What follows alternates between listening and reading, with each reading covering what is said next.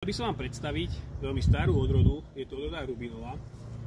Odporúčam ju všetkým, najmä tí, ktorí majú deti, pretože je to jesenné jablko, veľmi chutné, nenáročné na pestovanie, tým, že na potníku 9 je to slabo rastúci potník, tak tam mám aj doplnkovú ešte aj oporu.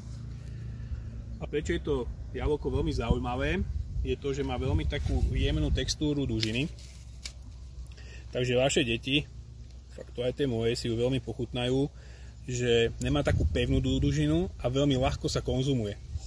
Sladko-kyslé jablko vynikajúcej chuti, nemusíte ju vôbec striekať, jasné, že má aj obalovača, pretože som nerobil žiadne extra postreky.